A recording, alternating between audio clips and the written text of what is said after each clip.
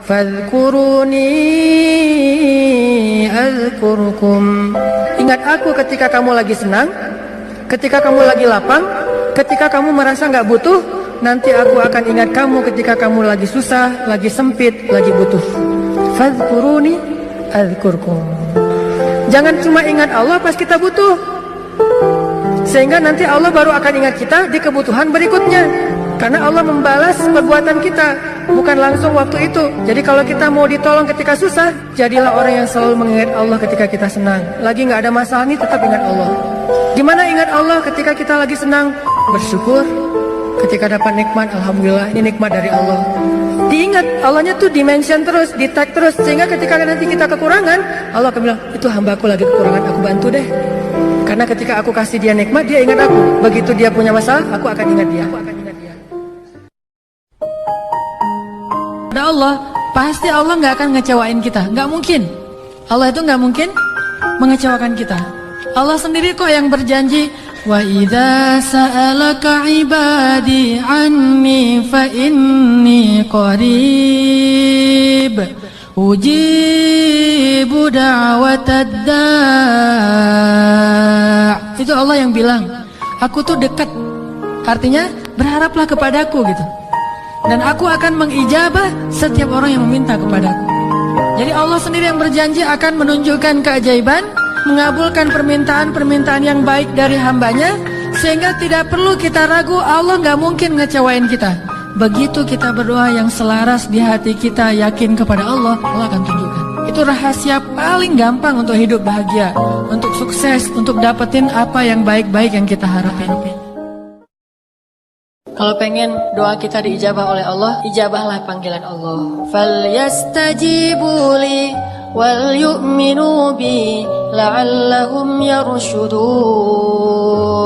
Penuhilah panggilan Allah dan berimanlah kepada Allah supaya kalian mendapat petunjuk. Jadi kalau kita mengijabah panggilan Allah, Allah mengijabah panggilan kita. Begitu Allah bilang, Allahu Akbar, Allahu Akbar, labbaika ya Rabbi, aku penuhi panggilanmu ya Allah. Datang buru-buru, wudhu langsung datang ke masjid. Nanti begitu kita bilang, Allah ya Allah, labbaika ya abdi, ada apa wahai hambaku? Allah buru-buru datang kepada kita. Seperti kita buru-buru datang kepada Allah, seperti itu juga Allah buru-buru datang kepada kita. Seperti kita berleha-leha atau menunda-nunda waktu untuk datang kepada Allah, seperti itu juga Allah menunda-nunda waktu untuk datang kepada kita ketika kita panggil. Allah berfirman kepada orang-orang yang banyak dosa seperti kita, yang pernah berzina, yang pernah minum khamar, yang mungkin pernah membunuh, yang pernah makan riba, yang pernah melakukan dosa diam-diam, yang banyak dosa, yang kotor, hina, dina. Allah bilang, ya ibadi, hambaku gitu. Lembutnya panggilan Allah kepada kita. Allah gak mengenal, wahai manusia, wahai pendosa, wahai orang yang hina. Enggak, Allah bilang, qul ya ibadiyalladzina asrafu ala anfusihim. Bilang kepada hamba-hambaku yang banyak dosa. Tapi Allah gak bilang yang banyak dosa, yang melampaui batas terhadap dirinya. Lembut sekali bahasa Allah. Udah banyak dosa, Allah masih memanggil kita hamba. Bahkan ketika kita melakukan dosa, diam-diam di malam hari, tidak ada yang melihat kecuali Allah, kemudian cuma satu malaikat yang mencatat. Jangan catat dulu, mungkin besok dia akan bertobat. Allah kalau kita buat dosa diam-diam, Allah tutupi aib kita. Gak pernah Allah capek mendengar curhat kita. Lagian kadang-kadang kita yang dicurhatin ke Allah itu masalahnya itu juga belum selesai. Allah gak pernah bilang, belum selesai juga masalah yang kemarin. Gak pernah Allah ngomong gitu. Kayak berlarut-larut kamu teh masalah gak beres-beres. Allah gak pernah ngomong kayak gitu kan. Tetap aja hambaku ada apa, Allah mendengar. Dan bukan cuma mendengar, Allah yang ngedatangin kita ke langit dunia setiap sepertiga malam. Terus Allah bertanya, hal min dihajah, ada nggak di antara hambaku yang butuh sesuatu? Sini. Hal min taib, adakah di antara hambaku yang pengen taubat? Sini aku terima taubatnya. Hal min mustaghfir, adakah di antara hambaku yang pengen minta ampun? Sini aku ampuni dosanya. Allah datangin kita, Allah nawarin jasa kepada kita, masih kita bilang juga Allah nggak berjasa dalam. Kalau seandainya dosa itu satu titik pulpen, terus setiap kita buat dosa itu jadi tinta sekecil ujung pulpen itu di hati kita, kayaknya bukan hati kita doang yang udah hitam, seluruh tubuh kita juga udah hitam. Bukan cuma tubuh kita, sampai area di sekeliling kita tuh udah hitam saking banyaknya dosa. Soalnya di hati udah nggak ada tempat kosong untuk nitik-nitik kayak gitu. Akhirnya taruh di tangan, jadi tato semuanya, terus di lantai. Saking banyaknya dosa kita. Begitu kita datang kepada Allah, belum beramal soleh, baru mau datang, astagfirullahaladzim, langsung Allah sediakan menu istighfar, taubat dengan menu yang sangat istimewa. Jadi Allah tuh kangen kepada pendosa karena pengen ngampunin dosanya. Kangen kepada orang yang banyak masalah karena pengen ngasih solusi dalam masalahnya. Kangen kepada orang yang udah berbuat amal soleh karena pengen mengangkat derajatnya.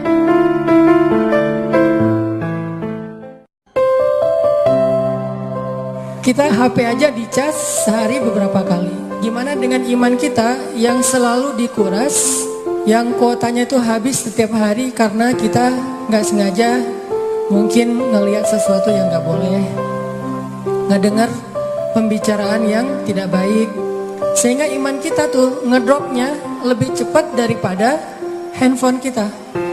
Kalau kita selalu disiplin dan hati-hati banget dengan handphone kita, begitu udah mulai muncul peringatan handphonenya udah lowbat di bawah 10%, kita langsung nyari colokan listrik. Bagaimana dengan iman ketika kita ngerasa lowbat? Colokan listrik iman adanya di dalam majelis-majelis ilmu. Sehingga kalau kita sehari ngerasa iman kita lagi drop, kita harus langsung mencari booster iman.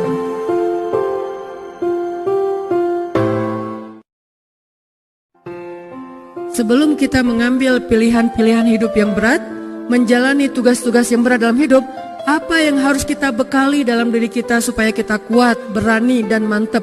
Kalau kita pengen menghadapi suatu ujian yang berat, pengen ngejalanin suatu tugas yang berat, mau ujian nasional, mau ngerjain skripsi, mau ngelamar cewek, mau ngeputusin pacar, kan berat nih.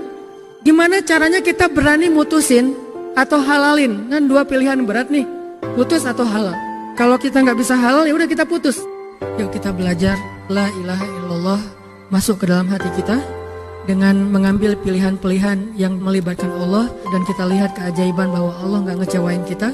Nggak mungkin gara-gara taat kepada Allah kita jadi kecewa. Yang dibutuhkan hanya iman, sabar. Iman bahwa Allah nggak mungkin ngecewain kita, sabar menunggu kejutan dari Allah.